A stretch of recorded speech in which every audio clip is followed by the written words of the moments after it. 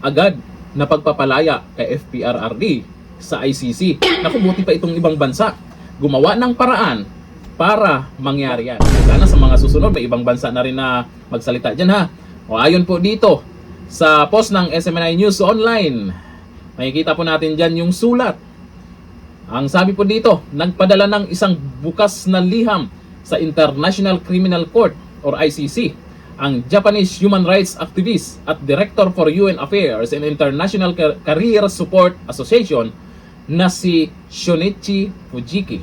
Iginiit ni Fujiki ang agkarang pagpapalaya kay dating Pangulong Rodrigo Duterte na mahigit 1 taon at 1 buwan nang nakadetain ng walang paglilitis.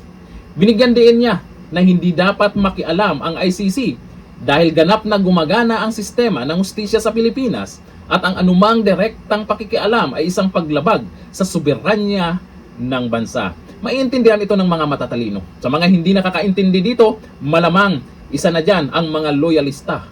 Okay, tuloy po natin. Ang sabi po dito, for an 81-year-old individual suffering from serious medical conditions, such a prolonged pretrial detention is entirely unacceptable from a humanitarian standpoint. Sabi po yan ni Fujiki. Buti pa itong mga to no? Na gumawa ng ganyang aksyon.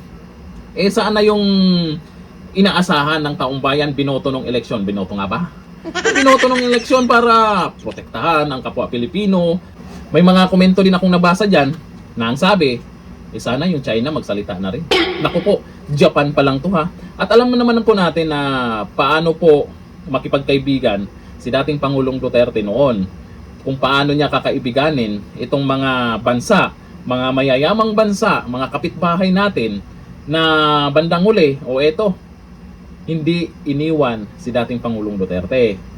Sa totoo pa nga, nakinabang pa tayo, lalo sa China, sa pagkikipagkaibigan niya. Kahit papano, tumutulong pa rin sa atin. O nakaraan, yung nagkaroon ng lindol, o nagkaroon ng baha, di ba? Tumutulong pa rin sila. Si Dunyor kaya, anong bansa ang naging kaibigan niya?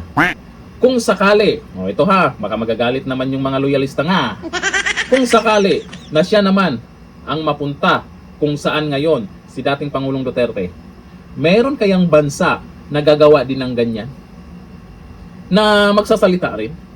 Meron kayang mga tao, ganun din, kagaya ngayon, di ba? Sa dami ng mga nanawagan dyan sa ICC, dyan mismo sa harap ng ICC, hindi nawawalan ng tao para lang suportahan ang isang Duterte.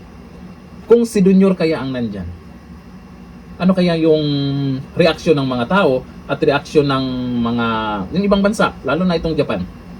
Nako, kawawa. Yan yung magiging resulta, kawawa. Kung merong maawa, usapan na rin ito ng foreign media. Yung media ba natin, yung iba dyan, binalita ba ito? Ay buti na lang itong SMNI News, nabasa ko ito. May ibang media ba dyan? Yung kilalang media ba na sinasabi nilang pumaldo daw sa malay maleta? Binalita din ba ito? Hanggang dito lang, thank you. Bye-bye.